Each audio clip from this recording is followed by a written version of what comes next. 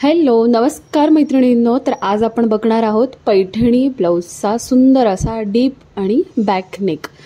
साधा सोपा आणि सुंदर, त्याचबरोबर आपण लटकनसुद्धा बघणार आहोत, त्यामुळे व्हिडिओ शेवटपर्यंत नक्की बघा. चला तर मग सर्वप्रथम तुम्हा सर्वांना श्री स्वामी समर्थ आणि आजच्या व्हिडिओला सुरुवात करूया. बॅकपार्ट कट करून घेतलेला आहे, जसं रेग्युलर आपण नेहमीप्रमाणे घेतो तसंच उंचीमध्ये 1 इंच प्लस. आता याची शोल्डर पट्टी कमी आहे, त्यामुळे मी शोल्डरचा भाग कमी घेतलेला आहे, साधारणतः 4.5 इंच.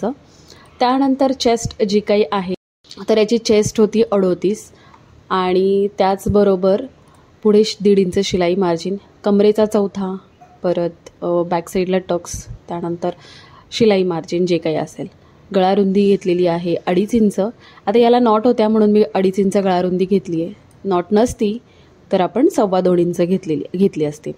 जे काही उंची आहे त्याच्यामध्ये 0.5 इंच प्लस करून गळ्याची उंची टाकली आणि बॉटमला बघा जवळजवळ 3.5 इंच गळारुंदी दिलेली आहे, कारण जो नेक आहे तो पूर्ण स्प्रेड हवा आहे, पूर्ण डीप आणि ब्रॉड हवा आहे, त्यामुळे चौकोन तयार करून घेतला आहे. आणि आता आपण एकदम बेसिक असं जे कटिंग असतं बॅकनेकचं ते करणार आहोत. तर इथून नॉर्मली मुंढ्याच्या इथून 3.5 इंचावरती मार्क केलेला आहे, जसं की 0.5 इंच केल्यानंतर ते 3 इंच वगैरे राहील, त्या पद्धतीने आपण इथे मार्क करून घेतला आणि असा आर्महोलच्या बाजूने मुंढ्याच्या बाजूने असा शेप देऊन घेतलेला आहे.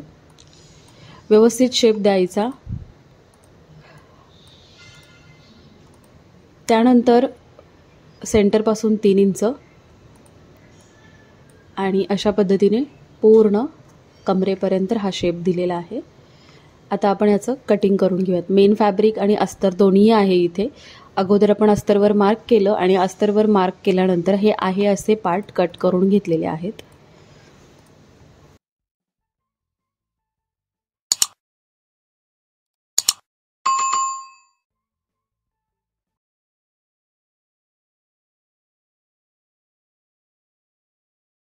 आता आपण याचं स्टिचिंग करून घेऊयात. तर आता लक्षात ठेवा, अशा प्रकारचं जेव्हा ब्लाऊज असतं तेव्हा उंचीमध्ये 2 इंच प्लस घ्यायचं, जेणेकरून हे 2 पार्ट जॉईंट करण्यासाठी आपलं 1 इंच शिलाई मार्जिन जातं आणि 1 इंच शिलाई मार्जिन जे आहे आपल्याला बॉटमला कमरपट्टी जोडण्यासाठी आणि शोल्डरला शोल्डर जोडण्यासाठी असं 2 इंच उंचीमध्ये एक्स्ट्रा घ्यायचं. ठीक आहे, ही गोष्ट नेहमी लक्षात ठेवा, कारण असे पॅटर्न कटिंग करताना ब्लाऊजची उंची कमी होण्याची दाट शक्यता असते. आता मी काय केलं, मधून हे कट केलेलं आहे सेंटर पार्ट आणि सरळ भागावरतीच सरळ भाग ठेवायचे. ते यांना टाचण्या लावून घेतल्या, कारण आपल्याला ते कटिंग करून घ्यायचं आहे. तर जे पण आपण पार्ट घेतले होते नेकच्या बाजूचे बॉडीचे, ते मी कटिंग करून घेतलेले आहेत. जो सेंटरचा भाग होता तिथे आपण काट वापरणार आहोत. तर असे हे 4 पार्ट टोटल झालेले आहेत, लेफ्ट आणि राईट साईडचे. मेन फॅब्रिकला सुद्धा कटिंग करून घेतलेले आहेत. आता मेन फॅब्रिक जे आहे ते सरळ ठेवायचं आणि त्यावरती अस्तर ठेवायचं आणि 0.5 इंच मार्जिन कवर करून आपण याला टिप टाकून घेणार आहोत 4ही पार्टला. ज्या पार्टला आपल्याला फिनिशिंग द्यायचं आहे त्या पार्टला, आणि पलटी करून त्यावरती दाब टीप द्यायला बिलकुल विसरायचं नाही, कारण टिबल जर टीप येणार असतील, कारण आपण याला कॉड पायपिंगसुद्धा जोडणार आहोत, तर फिनिशिंग चांगलं दिसत नाही. त्यामुळे मी दाब टीप दिलेली आहे आणि पलटी करून घेतलेला आहे. हे अशा प्रकारे हे 4ही पार्ट मी व्यवस्थित असे तयार करून घेतलेत. आता यांना जे साईड अस्तरचे भाग आहेत ते जोडून घ्यायचे आणि एक्स्ट्रा जे काही मार्जिन असेल किंवा अस्तरच्या बाहेर जे काही मेन फॅब्रिक उरलं असेल ते सुद्धा कटिंग करून एकदम फायनल लुक तयार करून घ्यायचं.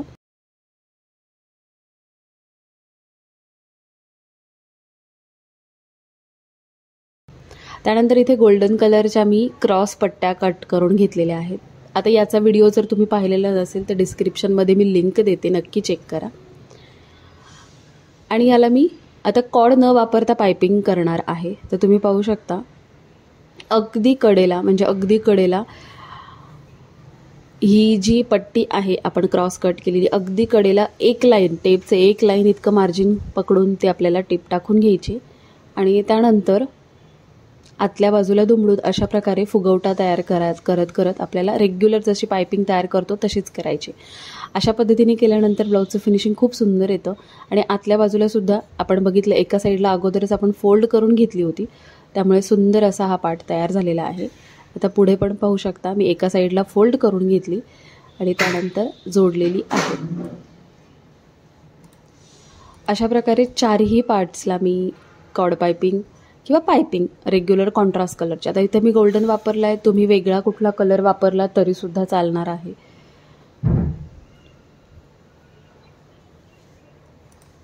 आणि हे पार्ट अशा प्रकारे आपल्याला हे जोडून घ्यायचे आहेत. सो जोडताना व्यवस्थित उंची अशी चेक करून घ्यायची आणि त्यानंतर हे पार्ट आपण व्यवस्थित असे जोडून घ्यायचे आहेत.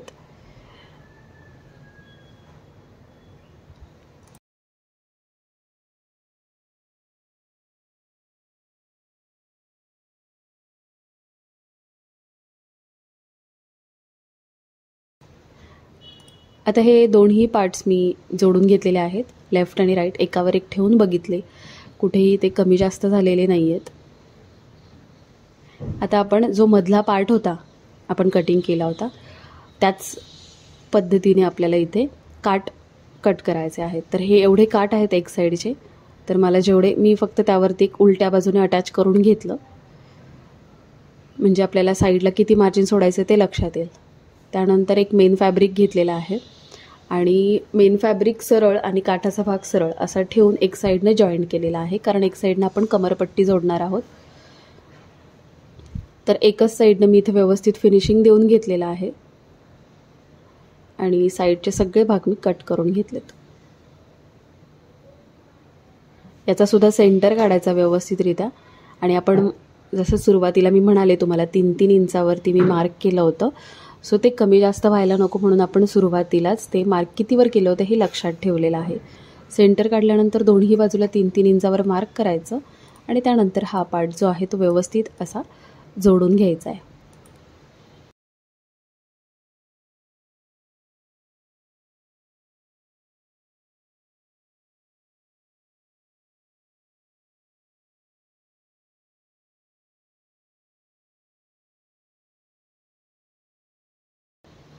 हा पार्ट जोडून झाल्यानंतर शेवटी याला लावायची आपल्याला कमरपट्टी.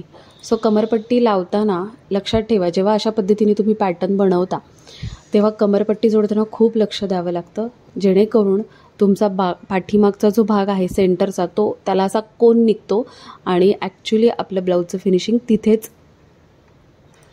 खराब होतं.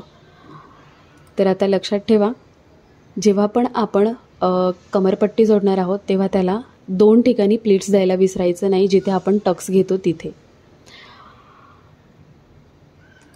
तर इथे मी नॉटसुद्धा जोडून घेतलेले आहेत आणि साधारणतः 2 इंचाची पट्टी काढलेली आहे. अर्धा इंच एका साईडनी फोल्ड करून घेतलेली आहे, म्हणजे टोटल 1 इंच बॅक साईडला पट्टी राहील अशा पद्धतीने. आणि बघा तुम्ही पाहू शकता मी इथे 2 प्लीट्स दिलेले आहेत, दोन्ही बाजूला 2, जिथे आपण टक्स टाकतो तिथे. तर टक्स ऑलरेडी मी टाकून घेतलेले आहेत आणि 2 प्लीट्स दिले, जेणेकरून तुमचा पाठीमागचा जो भाग आहे तो उचकणार नाही आणि तिथे एक कोन तयार होतो बॅक साईडला. बऱ्याच जणींनी अनुभवला असेल, कस्टमरनी कंप्लेंट केल्या असतील, तर तो कोन तयार होऊ नये यासाठी आपल्याला इथे प्लीट्स टाकायच्या. आणि जेव्हा वरच्या बाजूने आपण स्टिच करतो आहे, म्हणजे आता इथे नंतर मी त्याला हात शिलाई करणार आहे, आत्ता एक रॅन्डम टिप टाकून घेते मोठ्या साईजची. तर तीसुद्धा टाकताना त्या प्लीट्स ज्या आहेत त्या थोड्याशा लूज सोडायच्या, जेणेकरून ते प्रॉपर असं त्याचं फिनिशिंग तयार होतं. सो अशा पद्धतीने आपला बॅकनेक तयार झाला आहे. आता याला मी करते आहे लटकन. तर लटकन याआधी मी शेअर केलेले आहेत, त्यामुळे हे लटकन काही नवीन नाही आहे. सुंदर असे मी लटकन तयार केलेले आहेत आणि हे असं अटॅच केलेले आहेत नॉटला. आणि सुंदर असा हा पैठणी बॅकनेकचा सुंदर अशी डिझाईन तयार झालेली आहे. आता इथे कॉर्ड पायपिंग मी गोल्डनच जोडलेली आहे, कारण कॉन्ट्रास्ट तो होता. तुमच्या ब्लाऊजमध्ये जो कुठला कॉन्ट्रास्ट असेल तो तुम्ही इथे कॉर्ड पायपिंग म्हणून वापरू शकता. कॉर्ड न वापरता आपण याला पायपिंग केलेली आहे आणि सुंदर असा फास्ट झटपट होणारा हे डिझाईन आहे. आणि हे फुलं किती सुंदर दिसत आहेत. सो कसा वाटला व्हिडिओ मला नक्की कमेंट करून सांगा. आवडला असेल तर लाईक करा, शेअर करा, चॅनलवर नवीन असाल तर सबस्क्राईब करा आणि त्याच्या बाजूचं बेल आयकॉनसुद्धा प्रेस करा, म्हणजे जेव्हा जेव्हा माझा व्हिडिओ ऑनलाईन येईल तेव्हा त्याचं नोटिफिकेशन तुम्हाला मिळेल आणि तुम्ही लवकरात लवकर व्हिडिओ पाहू शकता. चला तर मग बाय, भेटूया पुढच्या एका छान अशा नवीन व्हिडिओसोबत.